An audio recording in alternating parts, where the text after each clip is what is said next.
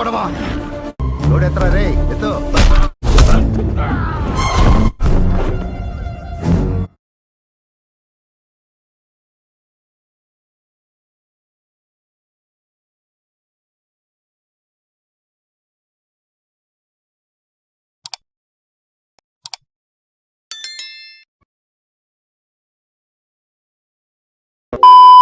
Film diawali dengan seseorang yang menuju ke rumah sakit. Dia bernama Valmiki. Valmiki ke rumah sakit untuk menunggu istrinya melahirkan. Tak lama, suster memberitahu kalau anaknya laki-laki. Dengan bersamaan, istri Pak Ramachandra, atasan Valmiki, melahirkan anak laki-laki juga. Setelah dimandikan, anak itu tiba-tiba tak bernafas, layaknya seperti bayi yang meninggal. Karena tak ingin disalahkan, suster itu langsung bergegas menelepon Ramachandra. Suster itu juga memberitahu Valmiki kalau anaknya Pak Ramachandra tidak bernafas.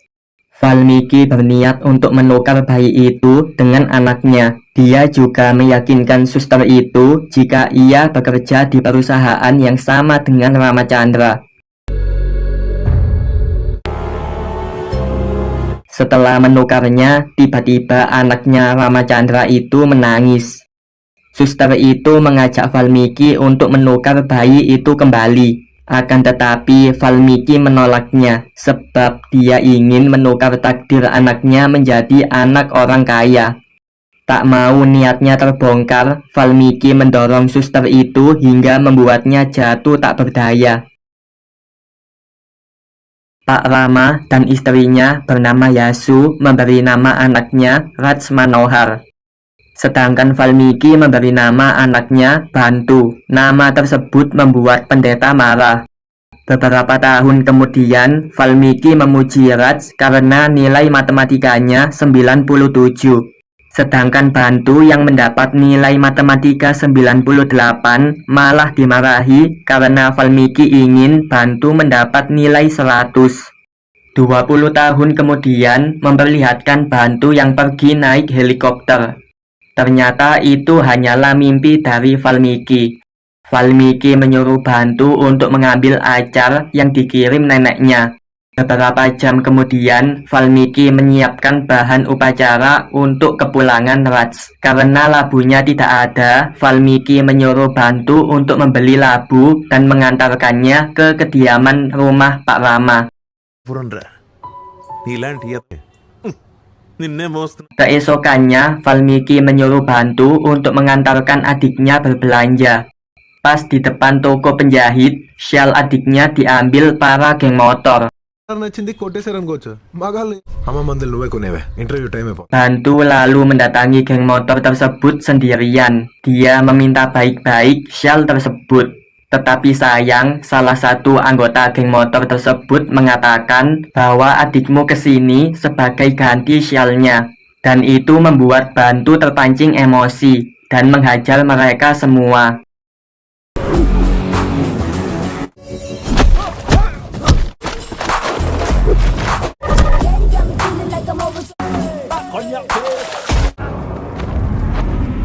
Bantu mendatangi perusahaan pariwisata untuk interview.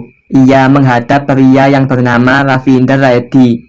Bantu memberitahu kalau ia selalu jujur dan tidak bisa berbohong, karena ia pusing setiap kali berbohong. Selain itu, Bantu menceritakan kalau ia selalu dimarahi oleh ayahnya. Bahkan ayahnya itu membatalkan beasiswa Bantu. Reddy yang mendengar cerita tentang Valmiki, dia sangat ingin membunuh Valmiki. Reddy pun bersedia membantu agar Bantu bisa mendapat pekerjaan. Reddy menyuruh Bantu untuk menemui atasannya yang bernama Sekar dan meminta tanda tangannya. Ketika Bantu ingin menemuinya, ternyata Sekar adalah salah satu dari geng motor yang ia pukuli. Bantu menyuruh Sekar untuk tanda tangan dengan cara beradrenalin. Singkat cerita, Bantu pun mendapatkan tanda tangan dari Sekar. Keesokan harinya diperlihatkan cewek yang bernama Amulia. Dia berpapasan dengan Bantu saat mau naik lift. Karena Amulia memakai rok mini, Bantu memandangi pupunya yang sangat mulus. Sedangkan Amulia memandangi rambutnya Bantu yang berdiri seperti Upin.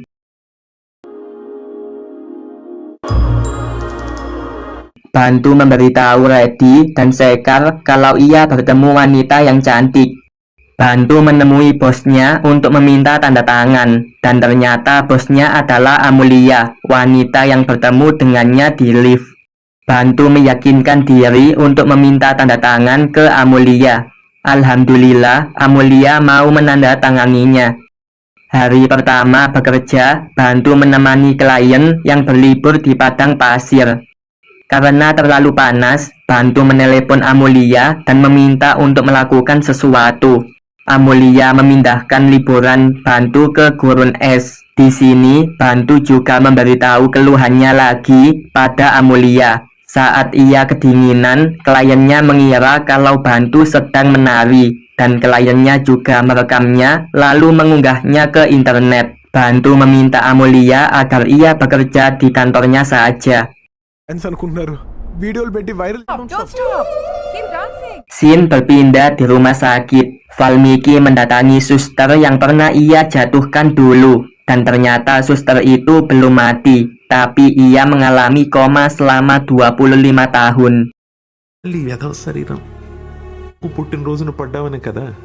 Ketika di kantor, Bantu diomelin oleh Amulia. Dia dianggap tak berguna. Bantu memberitahu Amulia kalau ia sudah bosan mendengar ucapan seperti itu. Amulia memberikan nasihat saat ada beban di kepala, jangan melihat ke bawah.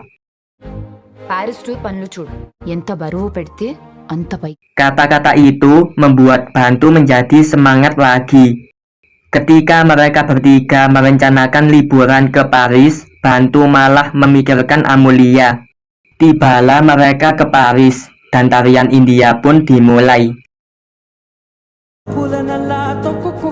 Scene berpindah ke kakeknya Raj yang menceritakan seseorang yang bernama Apal Naidu. Apal Naidu adalah bos dari pelabuhan dermaga Apung Kakinada. Putranya yang bernama Paiditali menginginkan perusahaan ARK Infra, sehingga Raj ditugaskan untuk menghentikan Paiditali. Raj ditemani pamannya yang bernama Kasiram untuk menemui Paiditali. Di gedung sebelah, Pak Rama memantau dan memberikan instruksi kepada Raj. Di tempat yang sama dengan Pak Rama, Bantu dan Amulia menemui kliennya. Kliennya itu bernama Sudarsanam. Sudarsanam meminta Amulia untuk menjual perusahaannya ke dirinya. Pak Rama menyuruh Raj untuk mengatakan tidak ke Paiditali. Tapi entah kenapa sulitnya Raj untuk mengatakan tidak. Sampai-sampai Pak Rama harus mengatakan itu lewat komputernya. Sedangkan Sudarsana memaksa Amulia untuk menjual perusahaannya. Bantu mencoba memberitahu kalau Amulia tak mau menjualnya, tapi ucapannya itu selalu dipotong. Dengan bersamaan, Pak Rama mendengarnya dan ngomong sendiri kalau generasi ini telah kehilangan nyali untuk berkata tidak. Karena Sudarsanam terus memaksa, dengan terpaksa Bantu memberinya pelajaran dan memberitahu kalau Amulia tidak mau menjualnya. Sikap yang diberikan oleh Bantu membuat Sudarsanam kena mental dan takut. Pak Rama yang melihat tingkah Bantu, dia dibuat terkesan. Pas malam, Pak Rama memberitahu mertuanya tentang sikap keberanian Bantu tadi, dan ia membandingkan dengan anaknya sendiri yang sangat sulit untuk berkata tidak. Yasu yang mendengarnya marah karena Pak Rama membandingkan putranya dengan orang lain. Si mertua tertarik dengan gadis yang Pak Rama ceritakan tadi. Karena dia tahu kalau Amulia adalah wanita yang hebat, bisa mengembangkan perusahaannya sendirian. Mereka pun berniat menikahkan Raj dengan Amulia. Keesokannya, Amulia dan orang tuanya bergegas mendatangi rumah Pak Rama karena mereka diundang. Hai, welcome. Pas Raj memakaikan cincin ke Amulia, Bantu yang melihatnya, dia sangat patah hati. Beberapa hari, Sudarsana melaporkan kejadian itu ke kantor polisi. Bantu memberitahu inspektur kalau Sudarsana menginginkan perusahaannya secara paksa. Bahkan dia juga tak menghormati wanita. Maka dari itu, dia memukul Sudarsanam. Sudarsana meyakinkan inspektur kalau Bantu berbohong. Untuk membuktikan ucapannya, Bantu memukul pengawal itu sampai ia mental. Akan tetapi inspektur tak melihatnya, soalnya dia mengambil kertas yang jatuh. Bantu meyakinkan inspektur itu, tapi Amulia menjawab kalau Bantu berbohong. Yes, sir. I'll do that. Bantu lalu memberitahu Amulia kalau jujur itu solusi dari semua masalah. Bantu menyuruh Amulia untuk memberitahu Pak Rama kalau dia tak ingin menikah dengan Raj. Di perusahaan ARK, Apal Naidu menemui Pak Rama. Dia menyampaikan jika ia tak terima kalau putranya diusir oleh Pak Rama secara kasar. Kemudian Apal Naidu menusuk Pak Rama dengan payungnya. Di waktu bersamaan, Bantu dan Amulia menemui Pak Rama. Bantu kaget saat melihat Pak Rama tepar dan melihat darah di perutnya. Bantu menyuruh semua orang untuk memanggil sopir. Tapi anak buahnya Apal Naidu menghalanginya. Tak sampai situ, Apal Naidu juga membuat lift rusak dan mengunci pintu keluar dari tangga. Untungnya ada mas-mas pekerja bangunan yang ingin turun dari atas memakai katrol. Apal Naidu yang melihat itu cuma bisa terdiam. Bantu menghentikan mobil yang lewat lalu membawa Pak Rama ke rumah sakit. Ketika dibawa ke ruangan, mereka berpapasan dengan suster itu. Suster itu melihat Pak Rama. Bantu kemudian menolong suster itu. Si suster menanyakan, apakah itu Pak Rama? Bantu menjawab iya. Suster itu lanjut menanyakan lagi, apakah dia ayahmu? Dengan bersamaan, Valmiki berjalan menuju ruang tunggu. Bantu menunjuk Valmiki kalau dia adalah ayahnya. Suster itu memberitahu kalau Valmiki bukan ayah kandungnya. Bantu mengira suster itu sudah kehilangan akal. Si suster menampar Bantu dan ia lalu memberitahu semuanya. Setelah memberitahu semuanya, suster itu meninggal dunia. Saat Bantu dan Valmiki berjalan keluar, Bantu tak menyangka kalau Valmiki tega menukarnya saat bayi. Valmiki melihat suster itu yang tak bernyawa. Valmiki pun sangat senang. Bantu menanyakan, apakah kau mengenalnya? Valmiki beralasan kalau ia tak mengenalnya. Bantu langsung menampar Valmiki karena dia bosan mendengar ocehan Valmiki yang selalu berkata omong kosong. Saat di jalan, Bantu memberitahu Valmiki semuanya. Dirinya tahu kalau Valmiki bukan ayah kandungnya. Setelah mengetahui semuanya, Bantu memutuskan tidak memberitahukan hal ini ke semua orang.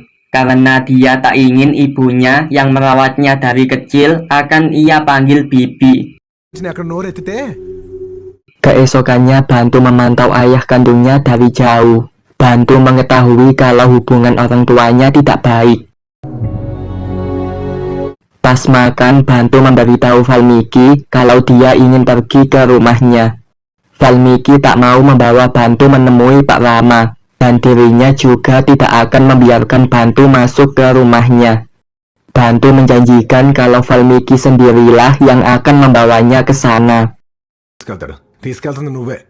Dokter melihat kondisi kesehatan Pak Rama. Dokter itu memberitahu kalau Pak Rama harus ditemani oleh orang yang menyenangkan seperti pria yang membawanya ke rumah sakit. Pria yang dimaksud dokter itu adalah Bantu. Dokter itu menyuruh Valmiki untuk menjemput Bantu agar datang ke sini. Ternyata anak si dokter diculik Bantu. Dia juga mengancam kalau Valmiki tak menjemputnya untuk datang ke kediaman Pak Rama, maka Bantu tak akan mengembalikan putranya itu. Kini ucapan Bantu kalau Valmiki akan membawanya masuk ke dalam rumahnya terbukti. గట్టోడివి. Bantu dan kakek membahas masalah dengan apal Naidu. Bantu mengajak kakek untuk menemui dan membicarakan secara baik-baik. Saat Paiditali menonton film, ia dipanggil oleh anak buahnya. ఎవరు? Bantu menceritakan perjalanannya sampai bisa menemui Paiditali. Kakek mencoba menemui Paiditali. Tak lama, kakek kembali. Bantu yang melihat baju kakek yang ada cap tangan, dia langsung mencari orang itu dan menghajar mereka semua. ఎవడ్రా నువ్వు మా పోస్టుకు వచ్చి గొడవ? Hingga menyisahkan 2 orang untuk disuruh memanggil Paiditali. ఏడిసినట్టే ఉంది ఏమంటారు ఏంట Dalam perjalanan pulang, Bantu bertemu dengan apal Naidu dan menghinanya. Suatu hari, Amulia dan orang tuanya menjenguk Pak Rama. Sebelum masuk ke rumah, mereka bertemu dengan Bantu. Bantu menggoda Amulia dan memberitahu hubungannya dengan Amulia ke ayahnya. Tetapi Amulia mencari alasan agar ayahnya tak curiga. Tak lama, inspektur datang, dia bertemu Bantu. Inspektur menemui Pak Rama, ingin bertanya apakah Pak Rama butuh pengamanan. Bantu menjawab kalau dia saja sudah cukup. Inspektur itu balik bertanya, memang kau siapa, bisa seenaknya memberi keputusan keamanan. Bantu memberitahu inspektur itu kalau dia putra asli Pak Rama. వాడు కా సరిపోదురా whisky Setelah itu, Bantu menemui Pak Rama dan menyampaikan pertanyaan yang ditanyakan oleh inspektur tadi. Akan tetapi Pak Rama tidak memperdulikan tentang pengamanan untuk dirinya. Esoknya Bantu menjadi pengawal Pak Rama. Di rumah, kakek kaget melihat pengeluaran 1,5 lak setiap hari. Bantu memberitahu yang mengambil uang itu adalah Kasiram dan Sitaram. Alhasil, kakek langsung memukulinya dengan tongkat. ఆగి 2 దెబ్బలు తినండి పెద్దానికి ఒక satisfy Yasu yang mengetahui masalahnya, ia lalu menanyakan ke Bantu. Bantu pun menjawabnya dengan jujur. Yasu kemudian menyuruh Bantu untuk menceritakan tentang dirinya. Bantu langsung menceritakan semuanya. Pada saat menceritakan, Pak Rama juga ada di sana. అది వాళ్ళ ఇష్టం. Setelah menceritakan semuanya, Pak Rama langsung menampar Bantu dan berkata, "Kau pikir berkata benar membuatmu hebat?" Bantu lalu berkata, "Hubungan yang berdasarkan kejujuran pasti kuat seperti batu." Setelah mengatakan itu, Bantu pamit pulang karena jam tugasnya sudah berakhir. Malam pun tiba, Pak Rama mendatangi Yasu dan meminta maaf. Yasu juga meminta maaf kepada Pak Rama. Hingga akhirnya hubungan antara mereka berdua pun menjadi membaik. Kakek yang melihat mereka berdua langsung menelepon Bantu dan memberitahukannya. Esoknya, Sudarsanam dan Paiditali mendatangi Raj dan Amulia untuk membahas kesepakatan. అబ్బాయి అలాగని పూర్తిగా వద్దనుకోలేదు. Kakek, Pak Rama, dan Yasu mendengarkan meeting mereka. Kakek menyuruh Bantu untuk menggagalkan pertemuan mereka.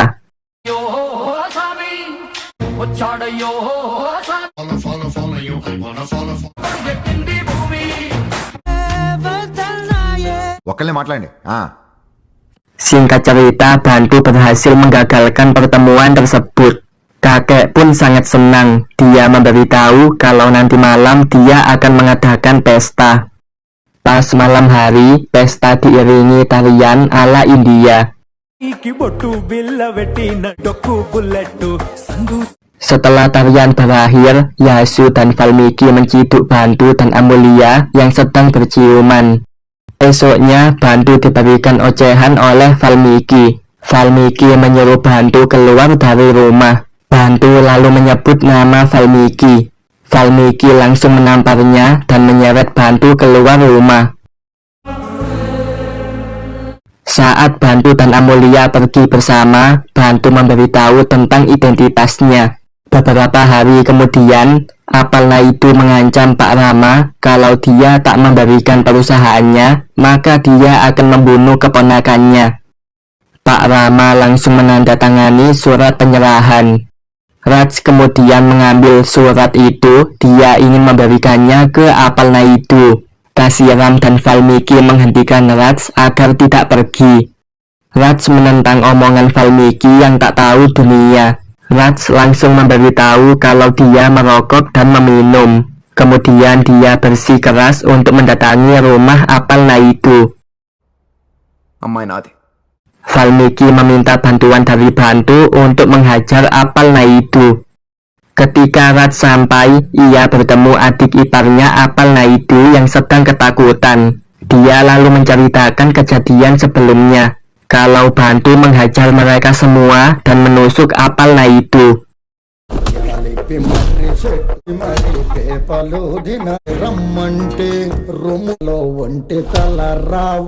Raj lalu menolong Apal Naidu. Saat di rumah, kakek menanyai Bantu kenapa dia mau menolongnya. Bantu menjawab kalau dia tak ingin meninggalkan keluarga ini di masa sulit. Ketika mereka berdua mau pergi, kakek menghentikan mereka berdua. Kakek menampar Valmiki, dia mengungkapkan kebenarannya, dan ternyata kakek mendengar ketika suster itu memberitahu Bantu di rumah sakit. Pak Rama tak menyangka jika Bantu adalah anak kandungnya. Pak Rama kemudian mengajak Bantu untuk memberitahu Yasu. Akan tetapi Bantu tak mau. Pas Yasu bertemu Bantu, dia memberitahu kalau Bantu sudah ia anggap sebagai anaknya. Kini mereka berdua sudah tinggal bersama kedua orang tua kandungnya masing-masing.